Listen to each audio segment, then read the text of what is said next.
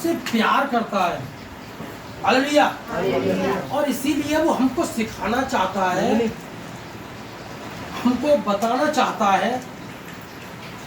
परमेश्वर किसी को दंड नहीं देता, ठीक है। परमेश्वर किसी को भी सजा नहीं देता। अरे सजा नहीं, सिर्फ क्या करेगा, ज्यादा से ज्यादा एक पिता अपने बेटे को गड़बड़ की है तो एक आध तमाचा मार देगा, ठीक है, लेकिन उसे जान से नहीं मारेगा कोई भी पिता। हम भी माता पिता हैं, तो आप क्या चाहते हैं कि आपके बच्चे, आपकी पत्नी, आपका पति नरक में जाए? नहीं चाहते ना। कोई भी व्यक्ति ये नहीं चाहेगा उसका माँ, उसकी बहन, उसका भाई, उसका पिता, ठीक, उसके बच्चे, उसकी पति पत्नी, कोई भी हो, अगर रियल में परमेश्वर को जानता है तो वो उनको बचाने की कोशिश करेगा, ठीक है। कोई भी हो, क्या एक माता या एक पिता ये चाहेगा कि मेरा बेटा दारू पिए? कितने लोग चाहेंगे? हाथ उठाओ। नहीं ना। कोई गाली देना चाहे, मेरा बेटा गाली दे, गुटखा खाए, बदतमीजी करे? नहीं चाहोगे। जब तुम मनुष्य होकर अपने बच्चों से अच्छी चीजों की लालसाएं रखते हो तो वो स्वर्ग का परमेश्वर, दुनिया बनाने वाला, वो उसको अच्छा लगेगा? उसको तो और ज्यादा बुरा लगेगा। हालेलुया। हालेलुया। यदि जब तक मिट्टी गीली है, जब तक बच्चे छोटे हैं, आप उनको सिखाओ, उनको बताओ।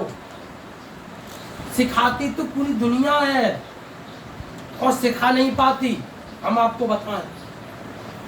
फिर भी बच्चे बुराई पर चले जाते हैं, बच्चे गालियां देते ही देते हैं, दारू पीना सीख ही जाते हैं, गाली देना सीख ही जाते हैं, गुटखा, खैनी, तमाम जितनी बुराइयां हैं, आंखें भी इधर उधर, लड़कियों को छेड़ना, ये वो सब सीख जाते हैं, सब सीख जाते हैं। जबकि एक धरती का पिता नहीं चाहता कि उसका बेटा कोई बुराई करे, और उसको सिखाते भी हो तुम, फिर भी बच्चे मानते हैं क्या? नहीं मानते, बुराई पर चले ही जाते हैं। क्यों? क्योंकि तुम उस महान और जीवते परमेश्वर को ही नहीं जानते। हालेलुया। यदि उस सर्वशक्तिमान परमेश्वर को, जिसने तुमको बनाया है, ये सारी पृथ्वी को बनाया है, उसको जान जाओ, उसके भय में तुम अपने जीवन को जियो। उसके भय में जीवन जीने के साथ तुम अपने बच्चों को परमेश्वर का भय मानना सिखाओ बचपन से ही। जब वो मिट्टी गीली है तभी ना तुम उसको आकार दे पाओगे। अब बच्चे हो गए जवान, टक्कर के बराबर के, अरे दारू मत पी, तो तुमने मानी थी बेटे, हम मैं मान जाऊं, ठीक है? नहीं मानेगा, क्यों? बराबर के आगे। अब तुम मानो ना, कैसे सिखाओ तुम बात? तो ढुकरा बोरा है, कहूँगा दिमाग खराब कर। अब जब बच तैयार है तब सिखाए चले तुम, और जब से बचपन ही तब से कहाँ चले गए? तब से याद ना आई कि मैं बच्चा कौन से रास्ता पे जा रहा होगा। तो ये माँ बाप का काम है कि वो बच्चों को कौन सी परवरिश देनी है। जब बराबर को है तब ले जाएंगे चर्च, या तब ले जाएंगे परमेश्वर के पास। तब तक तो भैया मिट्टी सूख गई और कड़क रह गई। हालेलुया। कुछ ना बदलेगा, फिर तो टूटेगी, मुड़ेगी ना, याद रखिएगा। आज हर एक मनुष्य अपराध कर रहा है, पाप कर रहा है। परमेश्वर वहां पे ऊपर देख के क्या मुझे नींद आ रही है कि सो गया है? इंतजार कर रहा है। आज दुनिया में इतना समय नहीं था किसी के पास कि भैया जाके 2-8 घंटा 1 घंटा प्रार्थना करे। सवेरे उठा, दांत माजे, नहाए धोए, बच्चे तैयार हुए, स्कूल छोड़ा, ऑफिस चले गए, ऑफिस का काम किया, वापस आए, फिर ऑफिस में काम में लग गए, और क्या हुआ? परमेश्वर को याद ही नहीं। परमेश्वर की किसी को याद ही नहीं आती पूरे दिनचर्या में। वही रोजगारी का काम, सुबह कर लेंगे, शाम को कर लेंगे, शाम को आएंगे, कभी नहीं कर पाएगा आदमी प्रार्थना। और सबसे बढ़िया, अरे बड़ा बिजी जिंदगी है हमारी, हमें बहुत काम है, सवेरे से उठ गए हमें तो सांस ना रहती, सांस निकल जाएगी ऊपर और सब निकाल दो, हालेलुया, सांस ही सांस है। अब देखो कितना समय है, अब तो काऊ के पास कोई काम ना, घर में चुका दो हमारे पूरी दुनिया को, तुम अकेले स्पेशल ना हो। पूरी दुनिया में 204 देश है और 200 देशों में जो बीमारी है और 200 देशों सील है, हालेलुया। अब करो ना दुआ तो फ्री हो, कब तो नहीं, अभी भी मालूम तमाम काम में लगी है, अभी भी हम बिजी है, चिंता मत करो, बिजी ना बुसी हो, बुसी चीज फेंक दे जाते खड़ेरी में, और खड़ेरी ऊपर के नीचे है, हालेलुया। समझ जाने में ही भलाई है, चेत जाने में ही भलाई है, हालेलुया। सच बोलूं, जिंदगी में कुछ भी करना कभी परमेश्वर को मत छोड़ के जाओ, और जो नहीं जानता है वो इसको जाने, क्योंकि इसी के पास जाना है, फिर लौट के फिर न्याय सिंहासन पे होगा वो, फिर तो या तो इधर जाओगे या इधर जाओगे, या तो वो अपने पास रखेगा या नीचे फेंक देगा, दो ही जगह होगी लास्ट। सब हर एक व्यक्ति के मन में एक बात प्रकट है कि एक दिन ये पूरी धरती नाश होगी, हालेलुया। जब धरती नाश हो ही जाएगी तो आप रहोगे कहाँ पे, मनुष्य होगा ही नहीं। तो दो ही जगह होंगी आदमी की रहने की, या तो परमेश्वर के साथ स्वर्ग में रहे या शैतान के साथ नीचे नरक में रहे। धरती तो होगी नहीं भैया, धरती तो नाश।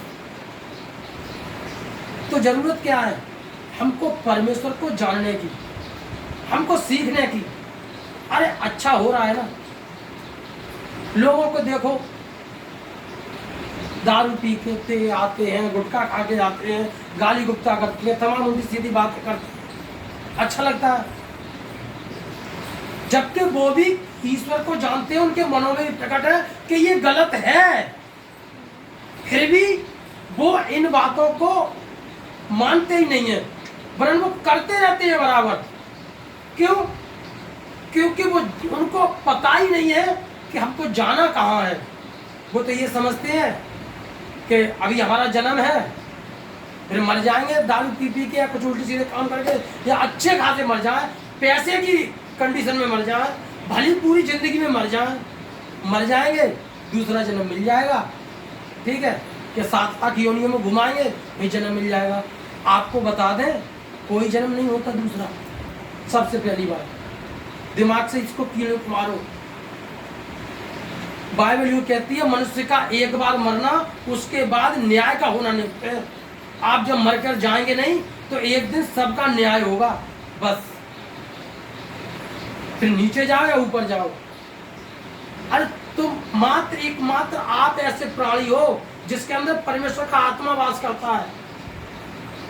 चींटी में परमेश्वर का आत्मा नहीं है, वो कोई चींटी नहीं है कि चींटी जैसी आत्मा उसके अंदर आ जाएगी।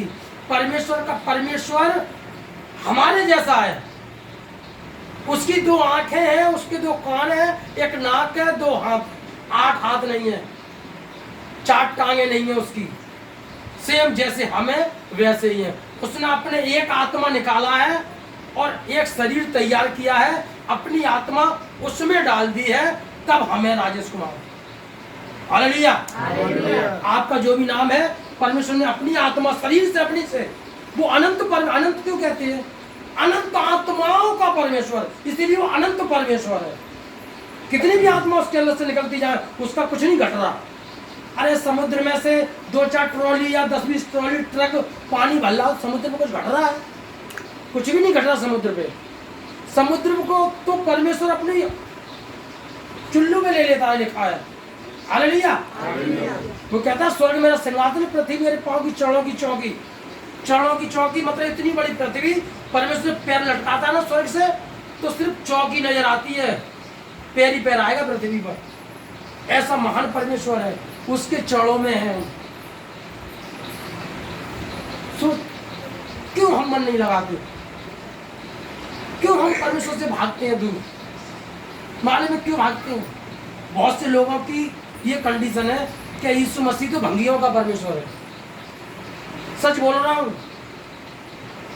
यीशु मसीह भंगियों का परमेश्वर है और हमसे भी लोग कहते हैं, लेकिन सच बात बता दूं, मात्र यीशु मसीह ही परमेश्वर है। हालेलुया। हम भी सारी बुराइयों में लिप्त थे।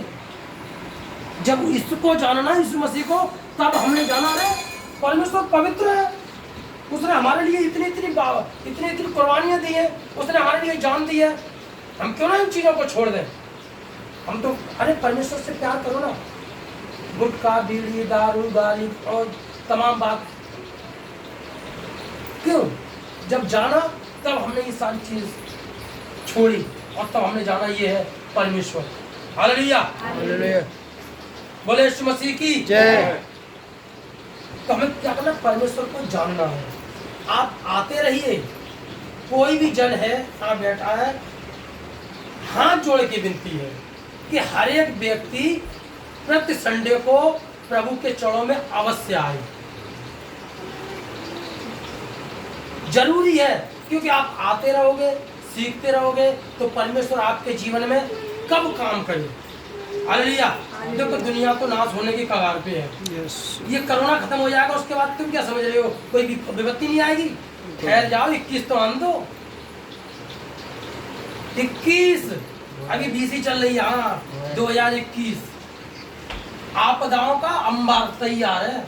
या तो मसीह सुधर जाए, या तो उसके मार्ग पर सीधे से आ जाओ, वरना 21 में झेलना ये परेशानियां और आएंगी 100% लिख के ले लो। आप सुधरने की जरूरत है। अभी तो एक कोरोना है कि 2 महीने ही आपको अंदर रखा है। अब जाओ पापा आ गए हो कोरोना, ठीक है, और हमें ना मालूम क्या नाम पड़ेगा। तो समझ जाने में भलाई है। हालेलुया। हालेलुया। ये तो पीड़ाओं का आरंभ है, आरंभ, शुरुआत है, जगत के अंत की नायब है, यीशु मसीह के आने के चिन्ह है। चलो कहने की जरूरत नहीं है। 21 की गिनती 21 अध्याय उसकी 4थी आयत से पढ़ेंगे। फिर उन्होंने होर पहाड़ से कूच करके लाल समुद्र का मार्ग लिया कि एदोम देश से बाहर घूमकर जाएं, और लोगों का मन मार्ग के कारण बहुत ही व्याकुल हो गया। पहले तो नए लोग ये जान लो कि ये कौन है जो घूम घूम के जा रहे हैं। ठीक है, एक व्यक्ति था, परमेश्वर का भक्त था, और उसका नाम था अब्राहम। क्या नाम था? अब्राहम। ठीक, परमेश्वर ने उसको बुलाया था कि बेटा तू मेरे पास आ जा।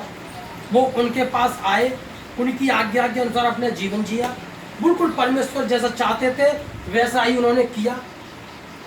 परमेश्वर ने उनसे कहा मैं तुझसे एक वंश बनाऊंगा, ठीक है, जो मेरा वंश होगा, परमेश्वर का स्पेशली। उनने कही मैं तुझे वंश दूंगा। और सबसे बड़ी बात बताऊं कि उनको 24 साल तक उन्हें संतान ही नहीं दी परमेश्वर ने। 24 साल के बाद एक पुत्र दिया, एक, और फिर उसके पुत्र, उसके 2 पुत्र, और उनमें से एक था जिसका नाम पहले अब्राहम को बुलाया। अब्राहम का था इसहाक, इसहाक के थे याकूब और एसाव। एसाव को छोड़ दो, आप याकूब के पास आ जाओ। याकूब के थे 12 बेटे, और उन 12 बेटों के थे 70 परिवार के लोग, और 70 लोग जो थे वो अपने देश से निकलकर उस मिस्र देश में चले गए थे। एक देश था मिस्र जो अभी भी है, ठीक, उस मिस्र देश में चले गए थे, और परमेश्वर ने 400 साल तक उनको वहां रखा। और 400 साल में वो जो एक था अब्राहम, अब्राहम से इसहाक, इसहाक से याकूब, याकूब से 12, 12 से 70, और 70 से 22 लाख लोग 400 साल में बढ़ गए। कितने? 70 से एक ही व्यक्ति के थे। ठीक है, हमारे बाबा के 5, और हम 5 के 12-14 के आगे जो बढ़ के जाएंगे, 400 साल में कितने बढ़ेंगे? भाई 400 साल तक दुनिया न चल रही, ठीक है, 30 आ जाए, बहुत हो। तो ऐसे करके ये बढ़ते चले गए। कितने हो गए? 22 लाख। परमेश्वर ने उन 22 लाखों को उस देश से निकाल कर लेकर आए। इतनी आसानी से नहीं निकाला था, वो गुलाम थे वहां, उस राजा के काम करते थे वो। 22 लाख लोग गुलामी में थे, काम करते थे नौकरों की तरह, ना खाने का पता ना पहनने का पता, मार भी पड़ रही है, काम भी कर रहे हैं, 16-16, 18-18 घंटे काम करवा रहे हैं। चिल्लाने लगे वो उनकी पीड़ा को देखकर, क्योंकि उसका चुनाव हुआ था ना। तो परमेश्वर ने सुना, चलो ठीक है, परमेश्वर उतर कर आ गए। तो उनको निरंतर चिन्ह चमत्कार दिखाए। एक एक चिन्ह चमत्कार के बारे में बात करेंगे तो संजय यही हो जाएगी, ठीक है। अब बस आप समझो और यहाँ से ये लेके जाओ, इसको पढ़ा करो। तो चिन्ह चमत्कारों के साथ चिन्ह चमत्कार किए अनगिनत। लाल समुद्र था, समुद्र को जब लाठी उठाई गई तो समुद्र 2 भाग हो गया। 22 लाख लोग होते हैं, अगर 500 लोग जहां में बनेंगे ना, 22 लाख कितने हैं ये सोचो। तो समुद्र 2 भाग करके उनको पृथ्वी पार निकाला, और तमाम उनको खाने के लिए स्वर्ग से दिया, पीने के लिए पानी दिया। तो ये तमाम बातें करके वो क्या करे, ये 22 लाख लोगों को परमेश्वर क्या करके निकाल के लेके आया। जबकि रास्ता कितने दिनों का था? 11 दिनों का। और यदि व्यवस्था विवरण की पुस्तक उसका 1 अध्याय और उसके पहली की दूसरी आयत में पढ़ोगे तो आपको साफ मालूम पड़ जाएगा कितने दिन का रास्ता था। होरेब देश से कादेश वर्ण तक, सेईर पहाड़ तक मार्ग 11 दिन का था। कितने दिन का था? 11 दिन का मार्ग था। 11 दिन में मिस्र से, और एक आध दिन आगे पीछे और लगा लो, ज्यादा आई तो हम 15 मान लेते, बस लिखा 11 है। 11 दिन तक वहां तक पहुंच गए थे। ठीक, परमेश्वर घुमाते घूमते कैसे भी लाए होंगे। उनको लिखा है कि 2 महीने के बाद उनका खाना खत्म हो गया, वो कुड़कुड़ाने लगे। कुड़कुड़ाते बहुत थे, सबसे ज्यादा उनका मन व्याकुल हो गया मार्ग के कारण। ये जो इनका मार्ग था ना, आज हमारा मार्ग है। जब तक इस धरती पर है, हम क्या कर रहे हैं? मार्ग में चल रहे हैं। हालेलुया। हम कुड़कुड़ाने के साथ चल रहे हैं। जब भी उनको कोई चीज की जरूरत होती थी, खाने की जरूरत, उनका खाना 2 महीने के बाद जो लेकर आए थे मिस्र से, सब कुछ खत्म हो गया था। तो परमेश्वर ने उनको स्वर्ग से मन्ना खिलाया। क्या होता था? रात को ओस पड़ती थी, और उस ओस में वो साबुदाने के दाने देके सभी छोटे वो पटरा बिछ जाता था। ठीक, उनको वो बीनते थे, उनको पीसते, जो भी करते होंगे, रोटी बनाते, उनको खाते थे। खाना देता था परमेश्वर, और फिर भी कड़कड़ाने लगे, कह रहे हम अतंग आ गए जा रोटी से, परमेश्वर हमें मांस खिला सकता है? परमेश्वर ने कही चल। फिर परमेश्वर ने पुरवाई चलाई, तो भाई साहब बटेरे, इतनी बटेरे ले आए कि लिखा 2-2 हाथ ऊंची तक बटेरे, पटरा बिछा दो, और इनका गोला भाग लगाओगे आप तो 56 बोगी गेहूं डेली परमेश्वर उनको खिलाता था। 22 लाख लोग थे तो 56 बोगी बनता है सुबह शाम के दोनों के ट्रेन में। ट्रेन की जो बोगी होती है, ट्रेन की मालगाड़ी वाली, 56 बोगी डेली। कितना खाना, यानी कितना कुंटल उनको खिलाता था, मांस भी खिलाता था। और प्यास लगती, नेक भी प्यास में, नेक देर होगी पानी आने में, तो फिर बुड़बुड़ाने लगे, अरे तू हमें यहाँ ले आया या मारने के लिए, ना पानी है, ना रोटी है, ना ये है, ना वो है। तो परमेश्वर, एक दास थे मूसा, वो कहते चल लाठी मार। जहाँ पहाड़ में लाठी मार देते थे, वहां से पानी बह निकलता था। ठीक है, पानी पिए। कई जगह ऐसी विवरण है, आप पढ़ोगे धीरे धीरे करके तो सब आपको समझ में आएगा। तो हम तो एक ऐसे मार्ग में है, मार्ग का व्याकुल क्यों हो गया? यदि गिनती की पुस्तक उसका 13 अध्याय 12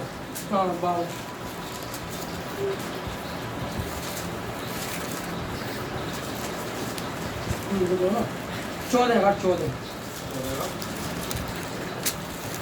चलो मत नहीं पढ़ो, कल 13 निकाल ले।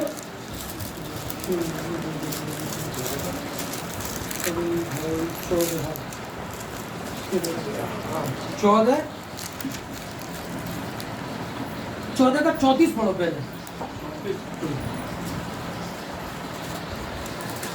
जितने दिन तुम उस देश का भेद लेते रहे अर्थात 40 दिन, उनकी गिनती के अनुसार दिन पीछे 1 वर्ष अर्थात 40 वर्ष तक तुम अपने अधर्म का दंड उठाए रहोगे, तब तुम जान लोगे कि मेरा विरोध क्या है। आमीन। ऐसा लिखा है कि जब वो इजरायली सारे जो 22 लाख लोग थे, जिस देश को देने की परमेश्वर ने वायदा किया था, उसके किनारे पर पहाड़ है, पहाड़ के इस पार ये है और पहाड़ के इस पार ये देश है। पहाड़ के इस पार इजरायली लोग आ गए और उनसे कहते हैं कि ऐसा करो, तुम लोग भेद लेने के लिए जाओ, जो देश में तुम्हें देने पर हूँ, ठीक है, उसको तुम हर एक गोत्र के हिसाब से एक एक व्यक्ति को ले लो, 12 लोगों को ले लो। जो 12 थे ना याकूब के 12, उनके उन 12 के एक एक गोत्र के अनुसार ले लो और इन सबको क्या करो, उस देश में भेज दो कि जो मैं तुम्हें देश दे रहा हूँ, देख लो कि तुम्हारे लिए अच्छा है कि बुरा है, वहाँ कुछ उपज होती है कि नहीं होती है, वहाँ आशीषें है कि नहीं है, वहाँ मकान कैसे है, तुम पहले संतुष्ट हो लो। ठीक है, क्या हो लो? अरे परमेश्वर हमको कोई चीज़ दे रहा है तो परमेश्वर ज़्यादा जानता होगा ना। उन्होंने कहा चलो तुम जाके देख लो। तो 12 लोग क्या गए वहाँ। 12 लोग गए और 40 दिन लगा दिए उन्होंने वहाँ। इसको देखा, उसको देखा, इन लोगों को, जहाँ बसे थे लोग, उनको देखा, इनको देखा, और उन्होंने कहा एक एक चीज़ की, अंजीर ले आए, अंजीर का पेड़ के गुच्छा तोड़ लाए, अंगूर का तोड़ लाए, क्योंकि कहा गया था उनको कि एक एक चीज़ फलों में से लेते आना। जब वो आए 40 दिन के बाद, तो वो कहते हैं बहुत सुंदर देश है, वहाँ सचमुच दूध और मधु की धाराएं बहती हैं, वहाँ की फसल देखो बहुत सुंदर है, वहाँ के लोगों को देखकर वो क्या हो गए, डर गए। हालेलुया।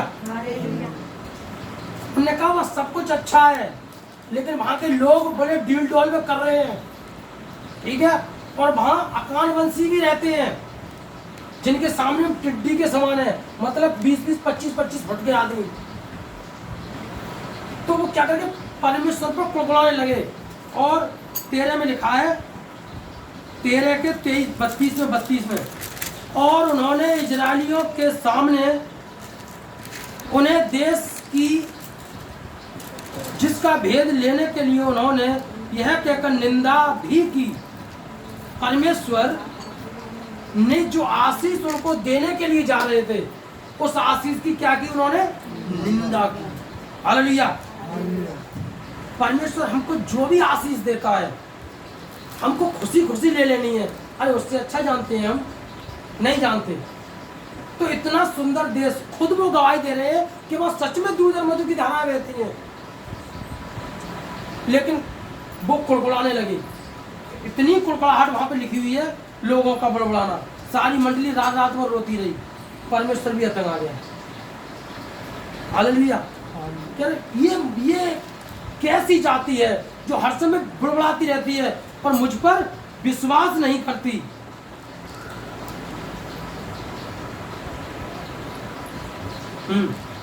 14 का 11, तब यहोवा ने मूसा से कहा, वे लोग कब तक मेरा तिरस्कार करेंगे। क्या करेंगे? बुड़बुड़ाते रहते थे। परमेश्वर काम देखे, मालूम है ऐसी ऐसी जगह से परमेश्वर उनको निकाल के लेके गया कि जहाँ इतनी ठंड होती थी कि वहां से आदमी यदि निकल के जाए तो ठंड के कारण मर जाए। लेकिन परमेश्वर क्या करते थे, आग का खंबा, बड़ा वाला खंबा बना के खुद उनके बीच में होके चलते थे तो उनको गर्मी मिलती रहे। हालेलुया। और जब ऐसी ऐसी जगह से लेकर गए कि जहाँ भयंकर गर्मी होती है, रेगिस्तानों में, कि यदि एक दुपहरिया में आप चले जाओ तो गर्मी के कारण ही मर जाओ, तो परमेश्वर वहां पर एक बड़ा सा बादल बन जाते थे, उनके ऊपर छाया करे करे चलते थे। बादल देखा है ना हमने, कैसे कैसे चलते जाता है, छाया छाया आती जाती है, वैसे बड़ा सा बादल बनकर उनके ऊपर ऊपर चलते थे। मन्ना खिला रहे हैं, ठीक, पानी पिला रहे हैं चट्टान से, बटेरे खिला रहे हैं, हर चीज की जरूरत पूरी कर रहे हैं, कपड़े फट नहीं रहे हैं उनके।